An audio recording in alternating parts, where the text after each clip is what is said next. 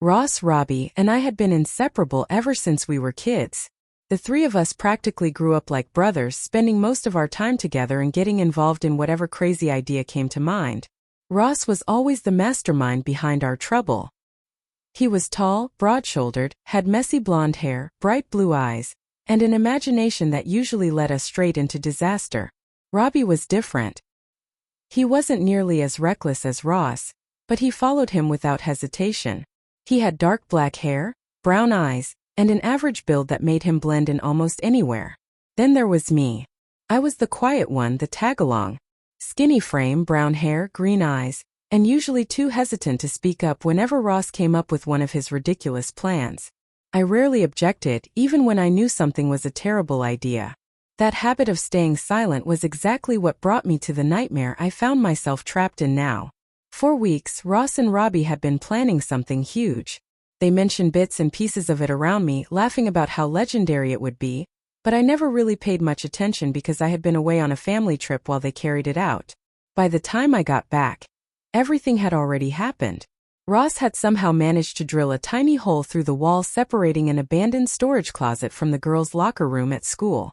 Using Robbie's camcorder, they secretly recorded hours of footage without anyone noticing. For Ross, who had always been obsessed with pulling outrageous pranks, this was his biggest stunt yet. The tape quickly became something every guy at school wanted. Ross realized there was money to be made, so he started selling copies in secret. It turned into a thriving underground business almost overnight. Unfortunately for all of us, one of the boys who bought the recording wasn't careful. His parents found the tape, watched it, and immediately realized what had happened. The moment adults saw footage of teenage girls changing without their knowledge, everything exploded. The school administration launched an investigation within hours. Before long, Ross, Robbie, and I were all escorted separately into an empty conference room where questioning began. It didn't take very long for the truth to come out. My parents were contacted, along with the families of everyone involved. As investigators pieced everything together, the seriousness of the situation became painfully clear. Authorities stepped in almost immediately. Ross and Robbie were facing an avalanche of charges: unlawful entry, invasion of privacy, illegal recording, distribution of illicit material, property destruction, and more. Because I hadn't physically helped record or sell the footage, most accusations against me were dropped. I thought that meant I had escaped the worst of it. I couldn't have been more wrong. Ross's wealthy family managed to negotiate some sort of agreement. Instead of juvenile detention, he was sent to a highly disciplined military academy and placed under strict probation until adulthood. Robbie wasn't so lucky either. His parents withdrew him from school completely and arranged for him to move out of state to attend another school where, according to rumors, discipline was far stricter. As for me, I assumed I'd get grounded for a few weeks or maybe lose every privilege I had for keeping quiet about what Ross and Robbie had done. That seemed fair enough. I underestimated my parents completely. The car ride home was silent. My father gripped the steering wheel tightly, his face unreadable. I had learned long ago that speaking when Dad was angry only made things worse, so I kept my mouth shut the entire drive. The second we walked through the front door, Dad ordered me into the living room. A single chair had been placed directly across from the couch where both he and Mom sat side by side waiting. Neither said anything for nearly a minute, and somehow that silence felt worse than yelling. Finally, Dad leaned forward. "You've shown far too much interest in looking at girls when they clearly didn't consent," he said calmly. "So your mother and I decided you're going to experience life from the opposite perspective." I stared at him, not understanding. Mom was holding 2 sheets of paper. She adjusted them neatly in her lap before speaking in a firm voice. "These documents are identical copies. I prepared them last night, printed both, and permanently deleted the original file. I'm going to read the conditions aloud." She cleared her throat and began. "Beginning today for a minimum period of 1 full year, you will dress, behave, and present yourself as a girl of your age. You will follow the same household expectations and standards any daughter your age would follow. We reserve the right to extend the duration of this punishment if you break any rules. You will continue attending school exactly as before, except you will do so presenting as female. Steps will be taken to ensure your appearance matches these requirements. At the conclusion of 1 year, We will decide whether you have learned your lesson. Only then may you return to living normally again if permitted." I sat frozen in disbelief. They couldn't possibly be serious. "Mom," I started weakly. She cut me off instantly. "There will be no discussion. The only thing you need to do right now is confirm that you understand the rules." I looked back at the pages, reading the words over and over again, hoping somehow they would change.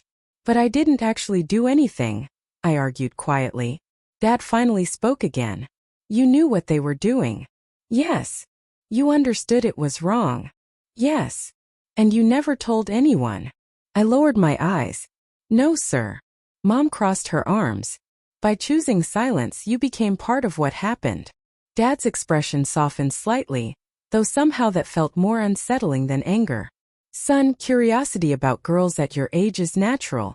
We understand that.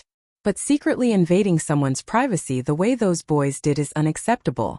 Since you chose to stay silent, we believe the best way for you to understand the humiliation those girls must have felt is to spend time experiencing vulnerability and embarrassment firsthand."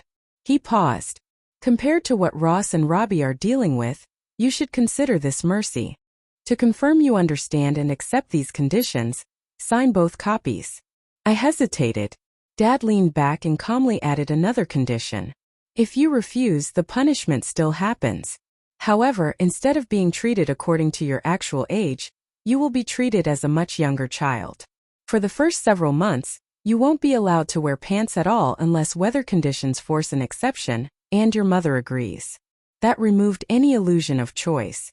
I picked up the pen with trembling fingers and signed. Dad immediately stood. "Go upstairs. Empty your room completely. Closet, dresser, shelves, everything. Clothes, posters, games, belongings. Pack all of it into the boxes waiting there. I'll inspect everything later." His rough tone had returned. I walked upstairs feeling numb. My room was covered in cardboard boxes. Looking around, I suddenly realized something terrifying. Everything familiar about my life was about to disappear. Desperate, I grabbed one pair of jeans and an old shirt, stuffing them underneath my mattress, thinking maybe I could secretly keep something from my old life. Then I began packing everything else exactly as ordered. A while later, Mom entered quietly.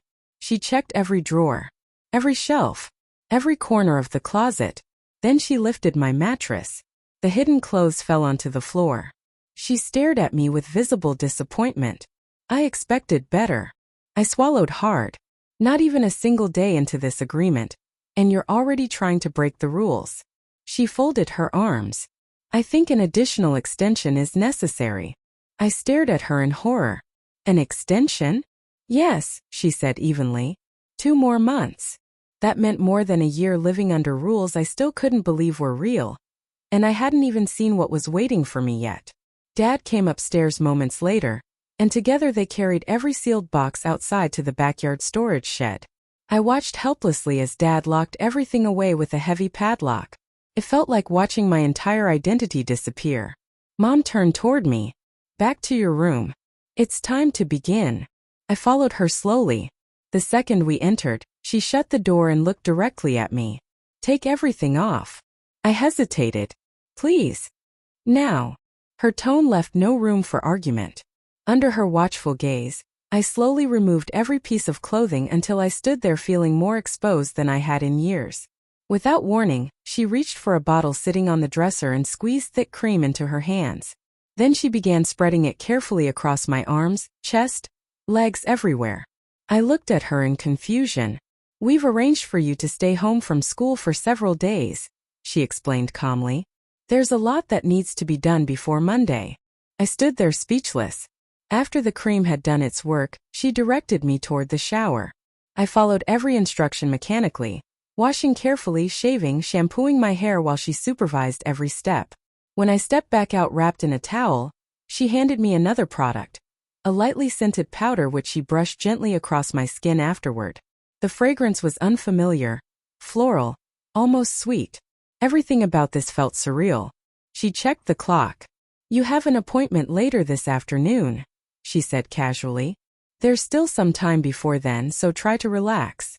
Then, without another word, She reached into a shopping bag sitting beside the bed and pulled out the very first item waiting for me. She held it toward me. A pair of unfamiliar undergarments folded neatly in her hands. I stared at them silently, realizing with sinking certainty that this was only the beginning. The life I had known less than 24 hours ago was already gone. And whatever came next was going to change everything. I stared at what she was holding, but my hesitation didn't matter. My mother stepped closer and placed the garments into my trembling hands. Her expression made it clear I had no option except obedience. Slowly, with growing humiliation, I pulled them on exactly as instructed. Every second felt unreal, like I had stepped into someone else's life and was being forced to play a role I never wanted. Once I was finished, Mom guided me toward the vanity table sitting against the wall of my bedroom.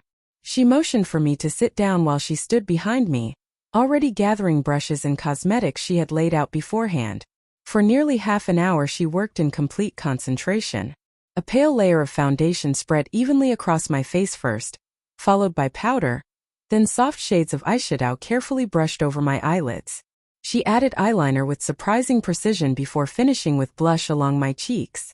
Every step seemed practiced, as if she had been preparing for this moment for a very long time. When she finally turned me toward the mirror, I barely recognized the face staring back. My features looked softer, somehow unfamiliar. Then came my hair. She brushed it thoroughly, pulling every strand tightly upward before securing it into a high ponytail with a bright pink elastic band. A few loose strands framed my face intentionally. "This is only temporary," she said casually. That statement didn't reassure me in the slightest. If anything, it made me wonder what permanent meant. Next, she opened another shopping bag and removed a simple white bra. It looked brand new, plain cotton, back closing, nothing decorative about it. She told me it was a size 36A. I awkwardly slipped my arms through while she reached around and fastened it behind me. Then, to create shape, she rolled up nylon stockings and tucked them carefully inside each cup. She handed me sheer pantyhose next. Pulling them on was frustrating and awkward, but she stood over me correcting every movement until they sat properly against my legs. Afterward, she helped me into a short red dress with a circular neckline and a skirt that flared slightly above my knees whenever I moved. The final touch was a pair of plain black flats. Somehow they fit me perfectly, which only added to my discomfort. Mom smiled with quiet satisfaction before handing me a bright tube of lipstick. "Finish it yourself." I stared at the vivid red color. "You'll need practice." I carefully applied it, trying not to smear it while she checked the clock. "There's still time before we leave. Are you hungry?" I nodded silently. She led me downstairs into the kitchen where we sat together eating sandwiches in complete silence. Dad was nowhere to be seen, and somehow that made everything feel even stranger. Eventually Mom stood and announced cheerfully, "Time to go." I stayed frozen in my chair. The thought of leaving the house looking like this made my stomach twist violently. She folded her arms. "Would you prefer another extension added to your punishment?" That threat was enough. Without another word, I stood up and followed her outside. The drive felt endless. I stared nervously through the passenger side window until I noticed where we were stopping. It was a small medical clinic. I recognized it immediately. It belonged to Robbie's father, who worked there as a gynecologist. My heart started racing. Mom stepped out and opened my door. "Come along." She casually reached for my hand and guided me inside. At the front desk, she informed the nurse about my appointment loud enough for everyone in the waiting room to hear. Several women nearby exchanged amused looks and began whispering among themselves, which made heat rush to my face instantly. I was eventually escorted through a hallway into an examination room. A doctor I didn't recognize entered carrying a clipboard. Mom remained beside me until he instructed me to undress. Under her supervision, I reluctantly complied once again. After a few moments, the doctor politely asked Mom to step outside. The examination itself felt strange and deeply uncomfortable. He checked several things, scribbled notes, then approached carrying a syringe. Before I could react, he injected something into my arm. Within seconds the room blurred. Darkness swallowed everything. When I opened my eyes again, I wasn't in the clinic anymore. I was lying in my own bed at home. Except it no longer looked like my room. The walls had been completely repainted in soft shades of pink and white. The bedding had been replaced with delicate fabric trimmed in lace. Decorative dolls from around the world now sat arranged neatly on shelves where posters and electronics had once been. Everything masculine had vanished. Panic rising, I instinctively sat upright and immediately noticed something strange. There was unfamiliar weight pressing against my chest. Confused, I reached downward and froze instantly. Two soft new curves rested there where my flat chest had once been. My breathing quickened. Then I lifted the blanket. Bandages covered my lower body. The sight shattered me. Tears spilled instantly. The bedroom door opened and Mom stepped inside quietly before sitting beside me on the edge of the bed. "Remember condition number 5? She asked gently. "We said you would be made to physically resemble a girl your age. We kept that promise." I stared at her in disbelief. She continued speaking calmly, as if discussing something perfectly ordinary. "From now on, whenever you look in the mirror, you'll see the body of an 18-year-old girl." My voice cracked. "Do I still?" She nodded slowly. "Yes and no." I looked confused. "It technically remains," she explained, "but it no longer functions the way it used to. You now physically resemble a girl completely, which means you'll experience the same daily maintenance and hygiene responsibilities women deal with." I simply stared while tears streamed down my face. She gave my shoulder a reassuring squeeze. "You'll adjust. Women learn these things all the time." I couldn't answer. Before leaving the room, she paused near the door. "You may stay in bed tonight if you'd like, but tomorrow morning we have another appointment. A salon visit. I'll help you get ready this one last time. After that, preparing yourself every day becomes your responsibility." That evening, curiosity finally overcame fear. Slowly, I removed the remaining bandages. The sight left me speechless. Exactly as promised, every trace of my former body had been altered. I now physically appeared entirely female. The next morning I reached for fresh underwear sitting folded neatly on the dresser. Pulling on the panties felt strangely easier now. They fit naturally against curves I didn't remember having before. My hips had widened noticeably. My waist appeared smaller and narrower than before. Even standing felt different somehow. The bra still gave me trouble, but after struggling awkwardly I finally fastened it into place. Surprisingly, it felt supportive, reducing some soreness I still felt across my chest. Mom entered moments later and immediately inspected my progress. I sat nervously at my vanity while attempting makeup alone for the first time. She stepped behind me, taking a brush and gently parting my hair straight down the middle, allowing it to fall naturally against my shoulders. "Finish getting dressed," she instructed. "Choose a blouse and one of your skirts. We have a busy schedule today." I obeyed. Standing before the mirror afterward left me stunned all over again. Looking back at me was no longer a teenage boy awkwardly wearing girls' clothes. I genuinely looked like a girl my own age. Even if internally I still felt completely lost. Mom drove us downtown where we entered an upscale beauty salon. Without asking questions, the stylist immediately guided me into a chair and began working. Mom sat nearby watching silently while the woman trimmed my hair with expert precision. Rollers were added afterward, followed by various lotions and treatments whose purpose I didn't understand. While sitting under a heated dryer machine, I absent-mindedly flipped through fashion magazines clearly aimed toward girls my age. Then came my nails. Artificial extensions were carefully attached, shaped evenly, then painted with a soft shade of red polish. An hour later, the transformation was complete. I stared speechlessly into the mirror. My naturally straight brown hair had been reshaped into soft auburn-colored waves that framed my face elegantly and extended down to my shoulders. My eyebrows had been reshaped with graceful arches that dramatically softened my appearance. The makeup application looked flawless, far better than anything I had done earlier. There was absolutely nothing left of the old me. The stylist smiled proudly while Mom paid the bill. "Enjoy the next year," she said cheerfully. Apparently she knew exactly why I was there. I remained silent while Mom guided me back toward the car.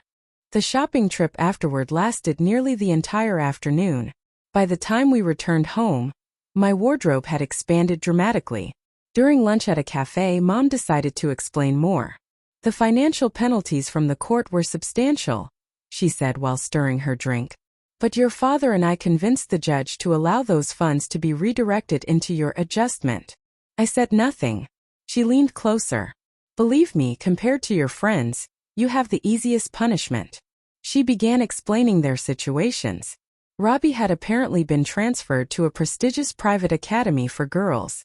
He would start over entirely under a new identity, treated as a much younger child and forced into childish clothing designed for humiliation. Ross had been sent somewhere entirely different. Because of his larger build, transforming him physically wasn't considered practical. Instead, he'd spend years at military academy performing physically demanding labor while dressed in clothing specifically meant to emphasize his humiliation. Mom sat back calmly. Compared to them, your situation is relatively gentle. And if you stop resisting, you may eventually discover there's nothing wrong with embracing femininity. I stared down at my plate. Finally I spoke. Can you stop calling me David? She blinked. Why would I? I looked up. Look at me. I gestured helplessly toward my appearance. Being called David only makes everything feel worse. She tilted her head thoughtfully. Well then, what name would you prefer? I hesitated, then quietly answered. Danielle. She smiled faintly. Danielle what? I thought for a moment. Danielle Elaine Grant. A subtle expression crossed her face. Elaine. I like that. Very elegant. The rest of the day brought even more purchases. For additional skirts. Several dresses. Multiple bras in different colors. A dozen pairs of panties. Shoes for every occasion. Slips, blouses, jewelry, cosmetics, salon tools, curling equipment. A corset, shaping garments, handbags, winter coats. By evening my room looked like a department store exploded inside it. At dinner Dad finally asked Mom a single question. Is everything ready? She nodded. Yes. And from now on we should refer to her as Danielle. Dad glanced toward me thoughtfully. If that's what she prefers. Then he nodded once. I'll handle the legal paperwork tomorrow. School resumes Monday. The following day I was given unusual freedom. As long as I wore feminine clothing, I could do whatever I wanted. I stayed inside. I moved my computer equipment into my bedroom and quietly began scanning every identification card I owned. One by one, I edited each document digitally, replacing David with Danielle Elaine Grant. As the printer finished the final copy, Mom entered unexpectedly. She picked one up and smiled. Elaine suits you beautifully. Then she handed me a small wallet, along with a packet of feminine hygiene products. You technically won't need these, she explained casually, but I'd like you to wear one 5 days every month regardless. Pick consistent dates. Monday morning arrived far too quickly. At Mom's insistence, I wore a pink skirt paired with a decorative blouse covered in tiny embroidered details. I applied makeup as carefully as I could, grabbed a matching purse and followed her to the car. She drove me directly to school. Have a wonderful first day, dear. Sure, I muttered sarcastically. If she noticed my tone, she ignored it entirely. She waited until I entered the building before driving away. Inside, I forced myself toward the front office exactly as instructed. Surprisingly, nobody laughed. The staff simply processed paperwork, photographed me again, and issued an entirely new student identification card. My picture reflected the girl I had now become. The name printed underneath read clearly, Danielle Elaine Grant. One administrator handed me an updated class schedule. There have been some adjustments, she explained politely. Since shop courses are male only, we've transferred you elsewhere. Home economics replaces that period. Physical education is now your third class. I stared down at the paper silently. The reality finally settled over me completely. There would be no escaping this. For the foreseeable future. This was my life now. I was handed a list of replacement class materials along with directions to a newly assigned locker located inside the girls' changing room. Carrying the papers tightly in my hands, I made my way toward first period, trying my best not to think about how completely my life had changed over the past few days. Up until that moment, I had managed to avoid attracting too much attention. Most students had seen me from a distance but hadn't said much. That changed the second I stepped into my usual classroom. The room fell completely silent. Every single face turned toward me. Conversation stopped instantly. and dozens of eyes locked onto me as I awkwardly walked toward my seat near the middle row. The silence somehow felt heavier than actual laughter would have. As I sat down, I heard the first whisper. "So it's true." Another voice followed. "They really changed him." Then came Shelley. Shelley had always been the kind of person who enjoyed making situations uncomfortable for other people. She leaned back in her chair, smirking as she looked directly at me. "So, Danielle now, huh?" she asked loudly enough for half the room to hear. "How serious is all this exactly?" A few students chuckled nervously. I kept my expression neutral. "You'll figure it out eventually," I replied quietly before turning away and refusing to engage further. Throughout the rest of the day, the reactions were mixed. Some students stared openly whenever I passed them in the hallways. Others whispered among themselves the second I walked by. A few guys winced sympathetically, clearly imagining how horrifying it would feel to suddenly find themselves in my situation. Surprisingly, though, it wasn't nearly as terrible as I had expected. At lunch, several girls actually invited me to sit with them. They seemed more curious than judgmental, asking harmless questions and acting surprisingly normal around me. Once school ended, I returned home and followed the strict household rules my parents had established. Dating during school nights was forbidden, and I wasn't allowed to leave the house without permission, so most afternoons were spent quietly doing homework alone in my room. The following morning brought another unexpected event. During first period, the intercom crackled overhead and instructed every student to report immediately to the auditorium. Confused murmurs spread throughout the building as hundreds of students slowly filled the seats. Once everyone settled down, the principal stepped onto the stage. "Recent events involving several students have created significant disruption," he announced firmly. "Today we will be showing a short presentation regarding the consequences faced by those involved. You are all familiar with Danielle, and I expect every student here to treat her respectfully. There will be absolutely no teasing, harassment, or unnecessary comments." The lights dimmed. The screen flickered on. The first image showed Ross standing alone outside on what looked like a large training field. He wore an outfit clearly designed to embarrass him publicly. A dark skirt paired with formal clothing that contrasted awkwardly with his naturally broad frame. His hair remained cut short, but bright lipstick had been applied, making the entire presentation feel surreal. It was obvious he had been crying before the recording began. He stared directly into the camera and delivered a serious apology, explaining how his actions had affected others and describing the strict discipline he now faced every single day.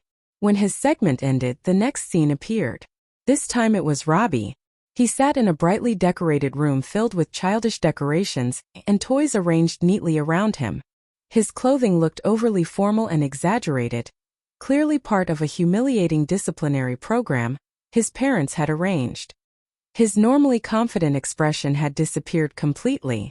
Holding a stuffed bear awkwardly in his lap, he also delivered an apology, quietly acknowledging his role in everything that had happened and accepting responsibility. The auditorium remained silent.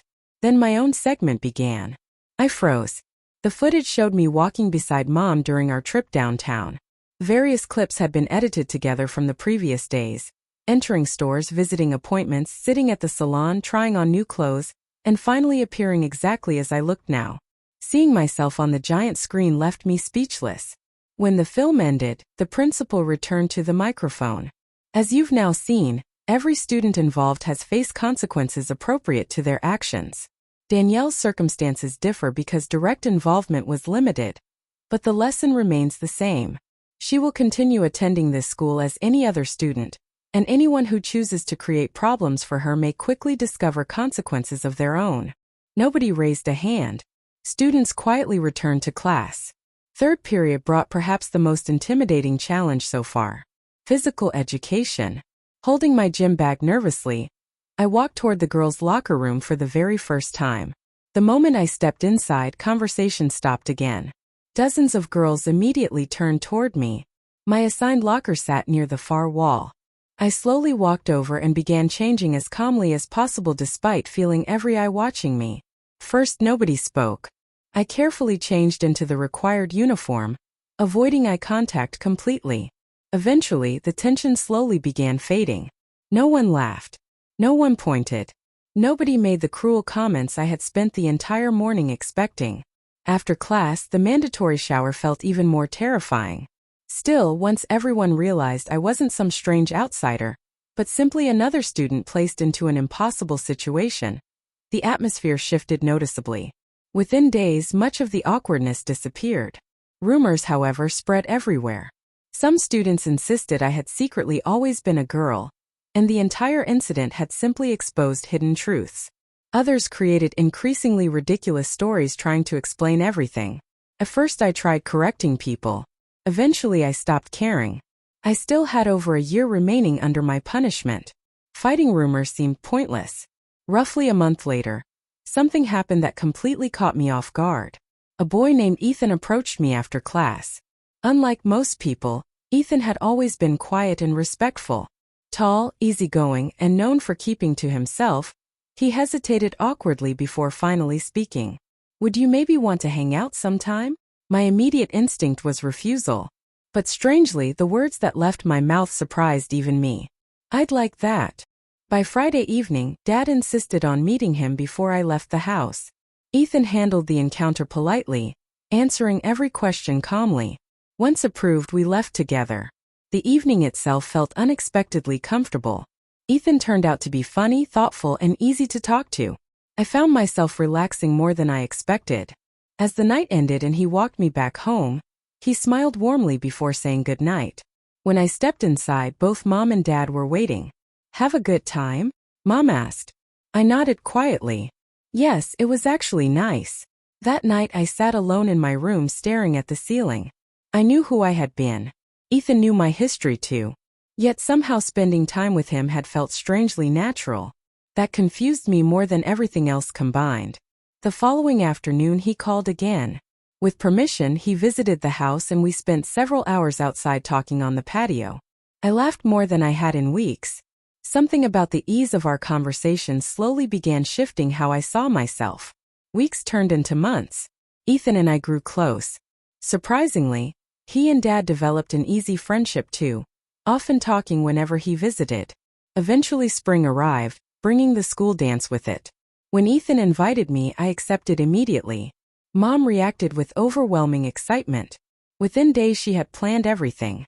New dress, matching shoes, jewelry, salon appointment, accessories chosen down to the smallest detail. By the time Ethan arrived that evening, I had been prepared so carefully that I barely recognized my own reflection. Hair styled perfectly, perfume applied lightly, dress fitted precisely, every detail carefully arranged. He smiled the second he saw me standing at the front door. The dance itself felt magical in ways I never expected. For hours we laughed, danced, and simply enjoyed ourselves. For the first time in months, I stopped thinking about punishment entirely. I was simply living in the moment. That realization frightened me later. Something inside me had changed gradually without me even noticing.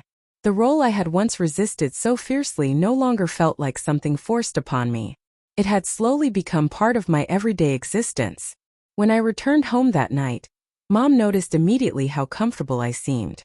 Rather than feeling angry or resentful about everything that had happened, I found myself strangely calm. Over the following months, I was accepted more naturally by other students. Most stopped treating me differently altogether. School life slowly normalized. Robbie never returned. Occasionally we saw him during holidays, though even then he seemed permanently changed by everything that had happened. Quiet, withdrawn, far less confident than before. Ross remained away as well, continuing the strict disciplinary program his family had arranged. As for me, life kept moving forward. What began as punishment had transformed into something much stranger. I had entered the entire ordeal convinced I would count every single day until freedom returned. Instead, somewhere along the way I stopped counting altogether. The person I had once been felt increasingly distant, fading further into memory with each passing week. And though I never expected it when all of this began, I slowly realized I was no longer living as the person I used to know. My old life had disappeared completely, and for better or worse, a new one had quietly taken its place.